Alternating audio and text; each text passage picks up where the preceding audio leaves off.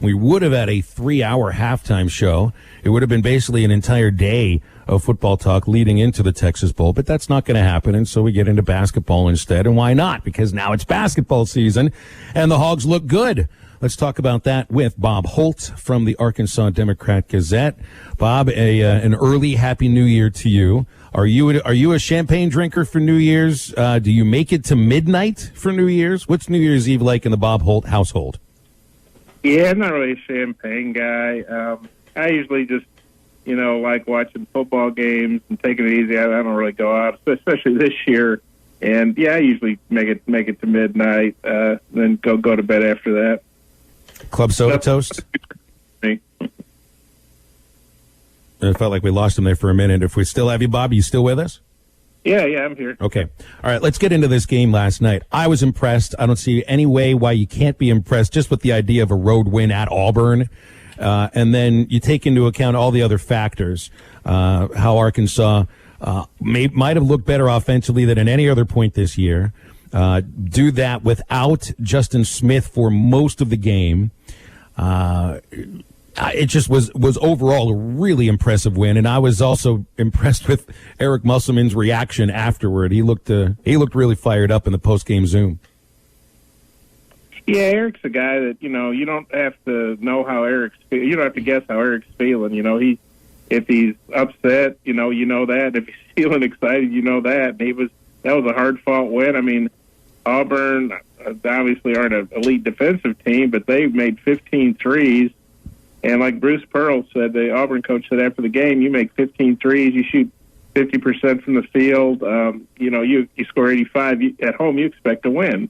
But, Arkansas was in control of that game most of the way. They had the lead for almost 39 minutes, but Auburn kept fighting back, and they tied it there with like 7:30 to go. And Arkansas went on a 10-0 run. And like you said, Justin Smith, who's one of their best players, was out. Jalen Tate got a fourth foul. He was out there. He had to get out of the game there late, and Arkansas it still ended up winning by a dozen points. And I thought Auburn played great offensively. There's no doubt. And a lot of times you go into a place like that against a team that hot, you lose. So that was a really good win for Arkansas, and I think they showed off their depth. I think Eric played 10 guys in the first half, which that would have been unheard of last year in an SEC game, but.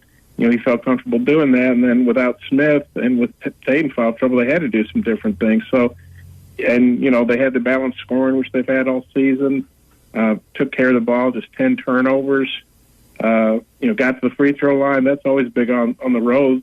I think they outscored Auburn by 10 points at the free throw line. That doesn't happen on the road very often. So they did a lot of good things to win that game. Forced 19 turnovers, too. Well, is this team as good offensively as they looked against Auburn? Because, look, I mean, they averaged 90 points a game in the non-conference. We poo-poo that saying they didn't play anybody. They played somebody yesterday. That's a good SEC team. I don't think that Auburn's quite at the level they've been in the last couple of years, but the talent's there, I think, to get there again. 97 points at Auburn, Bob. I mean, this looks like a really dangerous team offensively right now. Well, like I said, the balance. I mean, Sills has a career-high 23. Note, who seems to not do much of anything in the first half, and then he just turns it on in the second half, scores 21. Vanover scores 17. Tate scores 12. Devontae Davis scored 4 really big points. And, and there were things that didn't show up in the box score, like I think it was late in the first half, Ethan Henderson came off the bench, and he had a couple deflections that led to turnovers. So I don't think they have a deflection stat line in the box score, but those were significant plays. And so they got contributions from a lot of different guys in a lot of different ways. And the scoring. I mean, it was great last year watching Mason Jones score 40 a couple times, score 30 a bunch of times. Seeing Isaiah Joe hit all those threes. But honestly, if you have a guy that's scoring 40 and 30, that may not be the best thing for your overall team, and I'm not knocking Mason in the least. He had to do that because they lacked depth, and especially when Isaiah was hurt, he had to do that. And he did that, with teams, built to try to stop him. So he was incredible. But honestly, I think Arkansas is much better off this year having the balance they do, because if Justin Smith goes out, they show they can be okay, or if somebody gets in foul trouble, they're going to be okay. They really got, I think they've had 6 different players lead them in scoring. So, they've got a lot of different guys who can hurt you, and I think that's probably a lot better than having one or two guys that can do that. Bob Holt here with us on Halftime. Bob, you just mentioned Justin Smith when he went out with the injury. Couple questions on him, but first, how impressed, you kind of alluded to, just want to dive in a little bit more on that. How impressed were you just for the way that they battled, and they almost, you could tell that they were missing Justin Smith, whether it was his athleticism, his defense, but it was almost replacing by committee. And Bob, it was quite impressive for how they were able to fill the void compared to how they would have filled that void last year, which was basically non-existent. Yeah, like I said, this team's a lot deeper. It's like Bruce Pearl said the other day, maybe they obviously don't have Mason Jones and Isaiah Joe. Moses Moody's a pretty elite talent. These grad transfer seniors, Tate and Smith especially are playing real well. Vance Jackson, I think he's had his moments, but I think they probably expected more from him, and I think he can give them more. We'll see how that goes. But Eric played, his freshman off the bench. He played Devontae Davis at crunch time. K.K. Robinson got in there. Jalen Williams got in there a little bit. And that was, it was a really good game by Vanover. He was 1 of 6 on threes, but he still scored 17 points because he got to the foul line, and he scored around the rim. So he's going to shoot better than that, obviously, in most games from the three. But the fact that he struggled from the three but still had 17 points, I think that's impressive. So, this is a team that's got a lot of different weapons. They can hurt you in a lot of different ways, and we don't know what Justin Smith's status is going to be for the Missouri game on Saturday. I guess he was in a boot. It looked like his right ankle. We don't know if Eric Musselman might be able to give us more information today, but last year if they'd lost a key starter, it was going to be very tough for them. They were 1-5 without Isaiah. They lost some really, frustrating games like Mississippi State and Auburn that went down the wire, went into overtime. But, obviously they're better with Justin Smith, but I don't feel like if they don't have him, say for Saturday, which I don't know, but if they don't have him, you still feel like they've got a good shot to win that game.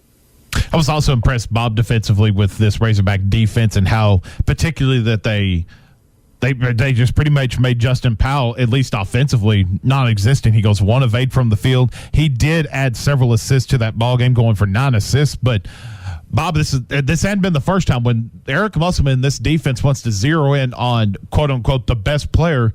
Most of the time they're going to be pretty darn successful doing it, and they kind of made other players for Auburn pick up the slack and do it, but they did. But I was still highly impressed as a team defensively with the Razorbacks last night. Well, Eric was upset with the three-point defense, and he alluded to that after the game. Yeah. But, here's the thing. You sort of – they forced a lot of turnovers with their pressure, and because of that they gave up some threes, and Auburn knocked them down. Auburn's a good three-point shooting team. You don't expect them to hit 15 out of 29, but I think it was a combination of they had some good open looks, and they also made some tough shots. There were some pretty good closeouts by the Razorbacks. I thought that Auburn still made those shots. So sometimes you just have to give the other team credit for making good shots. But like you said, Powell had, I think, 7 turnovers, and Arkansas, I think, had 20 points off turnovers. That was a big part of the game, the fact they were +9 on turnover margin, 10-19. So, yeah, they gave up some threes, but you're going to give up some threes to Auburn. They average about 10 a game. So that's their MO. That's what they do.